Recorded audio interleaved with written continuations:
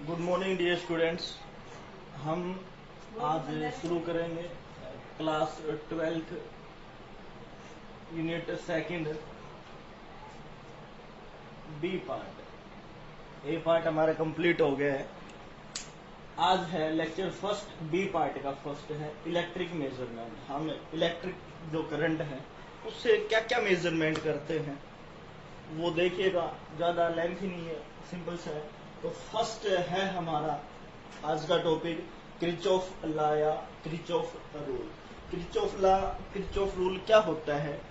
जहां दो या दो से ज्यादा पॉइंट, दो देखो बोल भी रखा, it is a point where two or more conductors meet with each other is called junction, है ना।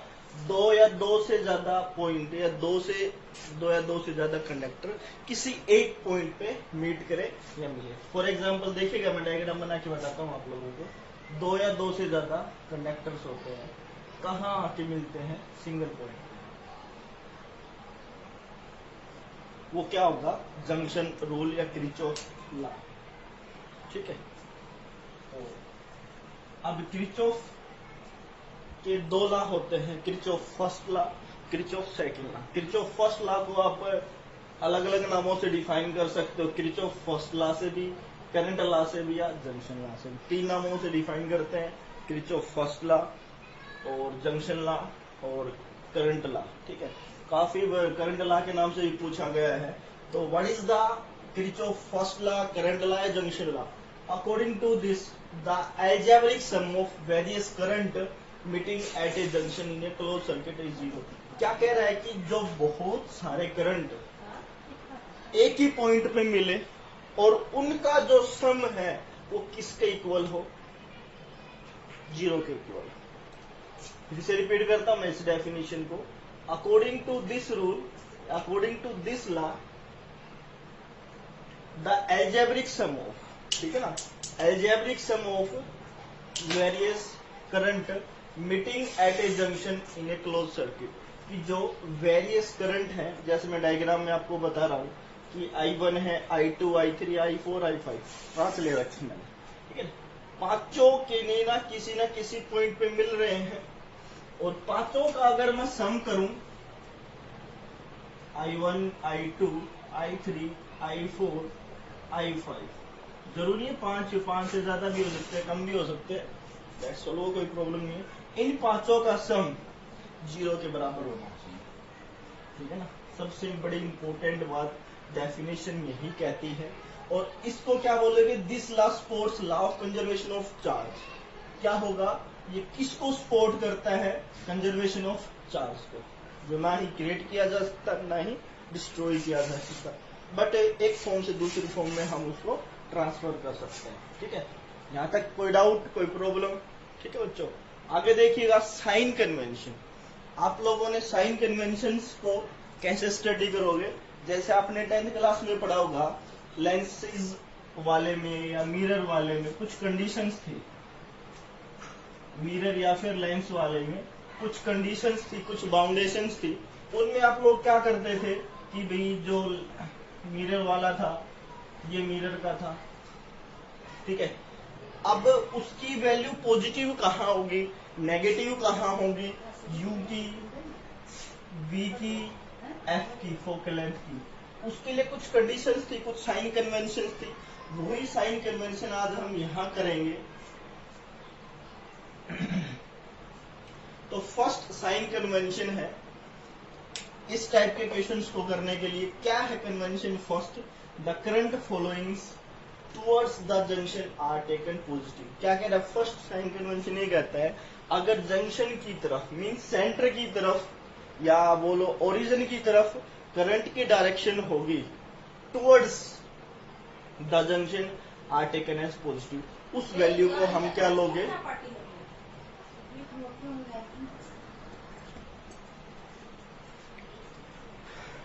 ठीक है भाई, पॉजिटिव है। अगर टुवर्ड सेंटर की तरफ होगा तो जो करंट की जो डायरेक्शन है मीन साइन है वो पॉजिटिव होगा, जैसे इस प्रकार से, उसके आगे पॉजिटिव साइन है। सेकंड साइन कन्वेंशन है, the current following away from the junction is taken as negative.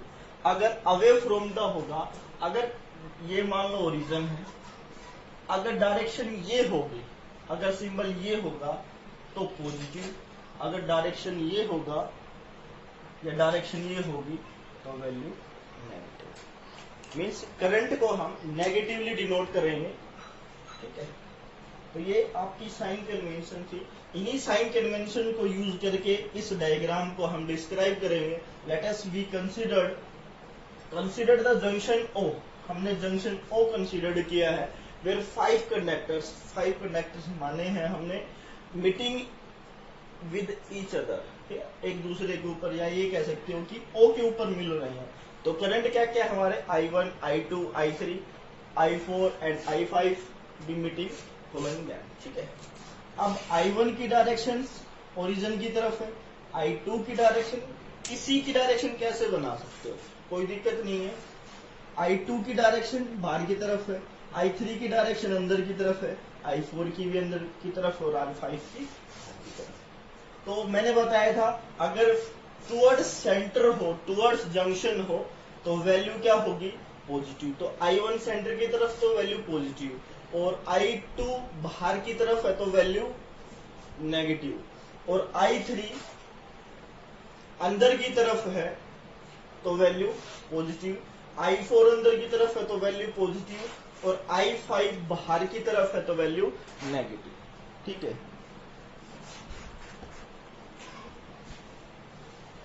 ठीक है, अब हमने क्या किया, I1 plus minus I2 plus I3 plus I4 plus minus I5 is equal to 0। अब जो नेगेटिव जो टर्म्स है मैं उठा के 0 की तरफ लेके चला गया।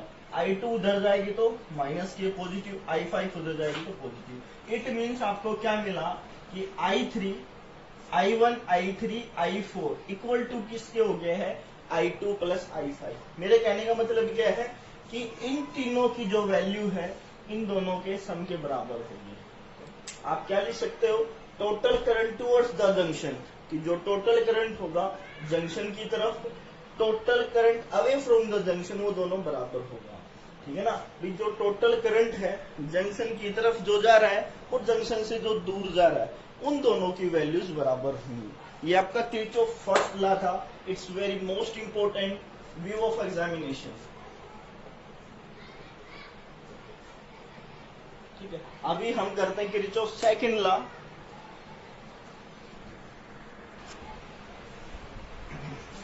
सेकंड किरचॉफ लॉ बच्चों आपका, जिसको लूप रूल या वोल्टेज लॉ भी आप बोल सकते हो, डिफाइन कर सकते हो। तो इसके लिए दो डेफिनेशन अलॉट की गई हैं, बताई गई हैं। तो फर्स्ट डेफिनेशन क्या है कि जो समेशन ऑफ वोल्टेज होगा वो 0 होगा। समेशन ऑफ वोल्टेज क्या होगा, 0 होगा। मीन्स जितनी भी वोल्टेज है V1, V2, V3 up to so on, तो उनका जो सम होगा वो 0 होगा। दूसरी डेफिनेशन क्या बताई गई, जो summation of EMF is equal to V, EMF is equal to V, तो see this V is equal to E। तो जो EMF है वो वोल्टेज के बराबर है, वोल्टेज को ही आप EMF के इक्वल टू बोल सकते हो।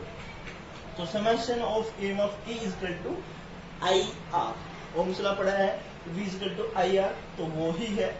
Summation of E is equal to product of IR. What is the I? Product of current and resistance. ठीक है, तो देखिएगा फर्स्ट जो आपकी दो डेफिनेशन में से फर्स्ट क्या दी हुई है, हम पढ़ रहे हैं किरचॉफ सेकंड लॉ, ठीक है। किरचॉफ सेकंड लॉ क्या है या रूल क्या है, वोल्टेज लॉ क्या है, around close loop of a network, कि क्लोज लूप्स का नेटवर्क है, the algebraic sum of change in potential must be 0। जो अलजेब्रिक सम होगा पोटेंशियल का, जो चेंजमेंट होगा वो किसके इक्वल है, 0 के इक्वल। एक तो सिंपल सी बात ये है।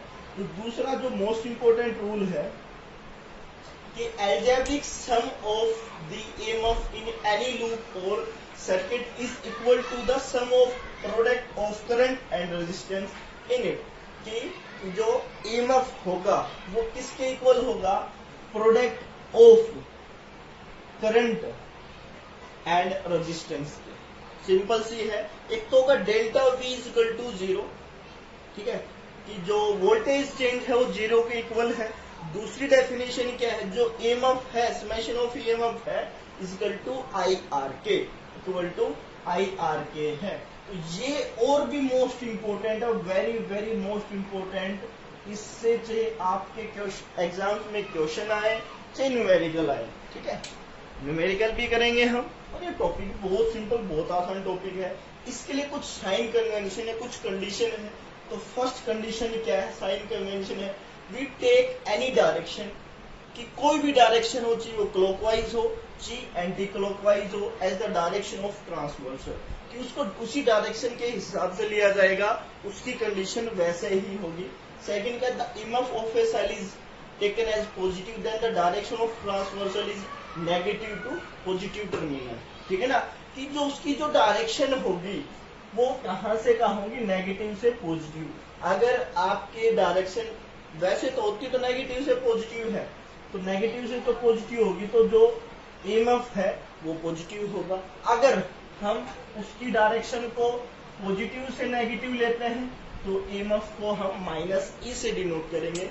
बिल्कुल ध्यान से समझना, मैं सेकंड को फिर से समझा रहा हूं कि अगर जो टर्मिनल है वो आपकी नेगेटिव से पॉजिटिव होगी तो ईएमएफ क्या होगा, पॉजिटिव साइन होगा। अगर डायरेक्शन आपको ये मिल गई कि पॉजिटिव से नेगेटिव आ रही है तो जो आपकी वैल्यू है वो माइनस ई होगी, नेगेटिव होगी। थर्ड क्या है, the EMF of a cell is taken negative if the direction of transversal is from its positive to negative terminal. वही है, दोनों कंडीशंस मैंने दोनों बताई दी है आपकी, ठीक है। अगर नेगेटिव से पॉजिटिव होगी तो EMF taken positive, negative to positive EMF taken positive. अगर पॉजिटिव से नेगेटिव है तो EMF taken good negative, good. Fourth condition क्या, द रेजिस्टेंस और करंट का जो प्रोडक्ट होगा तो वो पॉजिटिव कब होगा, डायरेक्शन पॉजिटिव से नेगेटिव होगी, मींस डायरेक्शन पॉजिटिव से नेगेटिव जाएगी तो V equal to I R. The current resistance I R is product is taken as positive if the register is transverse in the same direction assume that current. जिस प्रकार से आपकी current assume किया गया उसी direction में होगी तो value positive. Then the product is taken as negative, the register is transfer to the opposite direction. अगर जो आपने करंट अज्यूम किया है उसके अपोजिट लेंगे तो आई आर की वैल्यू नेगेटिव होगी। अभी आगे देखिएगा, मैं डायग्राम के थ्रू इसको समझाने की कोशिश करता हूं आप लोगों को। ये तो इसकी साइन कन्वेंशन थी, इसका डायग्राम कैसे होगा, तो एक सर्किट डायग्राम बनाता हूं मैं। तो ये आपका डायग्राम है, दो ईएमएफ है, ठीक है, E1 और E2, ठीक है, रेजिस्टेंस R1, R2 और R3। ये आपके सेकंड किरचॉफ लॉ का डायग्राम बनेगा। अभी E1 से क्या निकलेगा, करंट है I1, ये डायरेक्शन होगी तो I1 यहाँ जाएगा, बिल्कुल जाएगा। E2 से करंट क्या निकलेगा, I2, नेगेटिव से पॉजिटिव साइन कन्वेंशन बताई थी, तो यहाँ जाके ये क्या बन जाएगा, I1 प्लस I2। इसको हम समेशन में क्या लिख सकते हैं, I1 प्लस I2 को I3। तो आप लिख सकते हो क्या कि I1 plus I2 is equal to I3, equation first, ठीक है। अभी इस सर्किट को नाम दे देते हैं A, इस पॉइंट को B, इसको C, इसको D, इसको E और इसको F, ठीक है। हमने क्या दिया है, I1 I2 मिलके I3 बनाता है। आप मैंने नाम दे दिया है इसको, ठीक है। आप I1 I2 भी लिख सकते हो। तो देखिएगा, अकॉर्डिंग टू, या अकॉर्डिंग नहीं लिखना चाहो तो अप्लाइंग क्रिचॉफ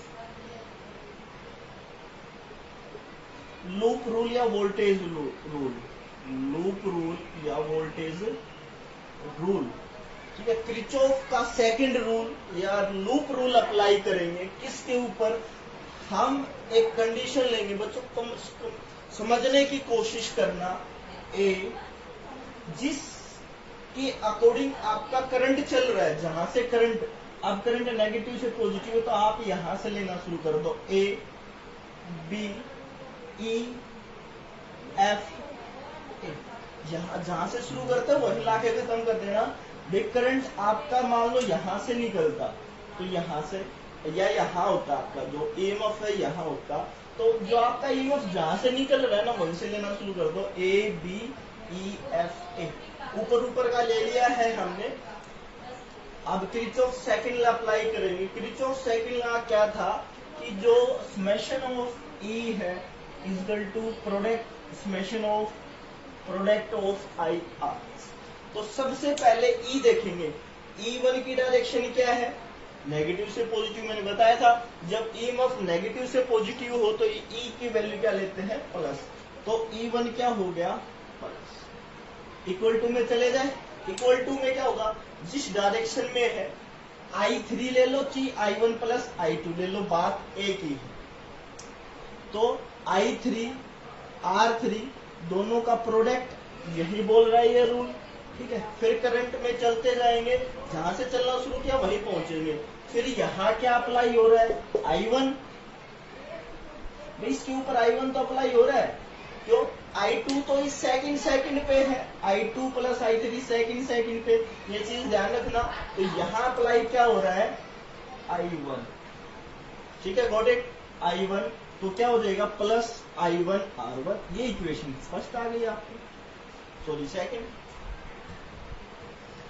ये जब आई है, जब हमने A B E F A ये सर्किट लिया है, ये आपने वैल्यू लियो है, इसको क्या बोलेंगे, क्लोज लूप। क्या लिया आपने, क्लोज लूप। अब नेक्स्ट कंडीशन लेंगे, अप्लाइंग किरचॉफ्स लूप रूल। अब कौन सी ले लेंगे, ये वाली, सी से शुरू हो रहा है current, C B E B C, जहां से निकल रहा है वही की वही प्रोसेस ले लेंगे, क्लोज लूप। तो ईएमएफ इसका भी E2 पॉजिटिव है ना, क्या है भाई, E2 पॉजिटिव है, तो इक्वल क्या होगा, वही यहां से चलना शुरू करेंगे तो I3 R3 और फिर वही R2 और I2,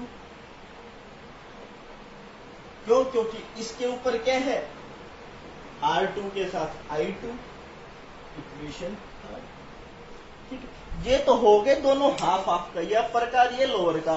अब अगर हमें कंप्लीट का निकालना हो, ए बी सी, इस कंप्लीट का निकालना, तो अंदर वाले का कोई रोल नहीं होगा, इसका कोई रोल नहीं होगा, ठीक है। तो इसको मैं रफ कर देता हूं ताकि आपको अच्छे से समझ में आ जाए।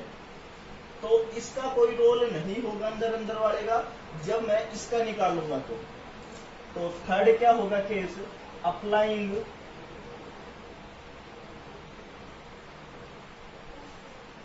किरचॉफ्स लूप रूल, या लूप रूल किस पे अप्लाई करोगे, कंप्लीट पे, ए सी डी एफ ए, इसके ऊपर मैंने आपको समझाने के लिए रफ किया है, इसके ऊपर। और फिर ये क्या होगा, क्लोज सर्किट होगा, क्लोज लूप होगा, क्लोज सर्किट होगा। अब देखो सबसे पहले ईएमएफ देखते हैं, कहां से शुरू किया हमने, यहां से शुरू किया है E1 से, तो E1 क्या हो गया, पॉजिटिव। अब देखो ये E1 भी करंट इधर आ रहा है और ये आमने सामने ऐसे टकरा रहे हैं भाई, E1 का करंट ये है और मींस I1 ये है और I2 ये दोनों आमने सामने हो गए, तो इनमें से एक वैल्यू को हम नेगेटिव ले लेंगे, तो क्या मिल गया, E1 माइनस E2। जी आप E1 को भी ले सकते हो, E2 को पॉजिटिव ले सकते हो, वो कोई बड़ा इश्यू नहीं है आप लोगों के लिए, बस समझना आना चाहिए E1 माइनस E2। अब ये वैल्यू क्या होगी, पॉजिटिव, क्योंकि हम इसी डायरेक्शन में ले रहे हैं, तो I1 R1, इसकी डायरेक्शन ऐसे, तो ये क्या आ जाएगा, माइनस I2 R2। आप ये भी लिख सकते हो E2 minus E1 I2 R2 minus I1 R1, ये भी आप अप्लाई कर सकते हो। ठीक है, आई थिंक यही था आप लोगों के लिए। कोई डाउट लगे तो कंफर्म करना बच्चों, क्योंकि ये दोनों लॉ वेरी इंपॉर्टेंट है, मोस्ट इंपॉर्टेंट है। ये दोनों समझ में आ जाए तो कमेंट करिएगा कमेंट सेक्शन में। फिर नेक्स्ट वीडियो में इनसे रिलेटेड जो आपके न्यूमेरिकल बनते हैं, बहुत सारे न्यूमेरिकल्स करेंगे, जिससे आपके टॉपिक्स क्लियर हो जाए। आई थिंक कोई डिफिकल्ट नहीं है इनमें। तो आज के लिए इतना ही। किरचॉफ के दोनों लॉ से स्टडी कीजिएगा। Thank you, have a nice day.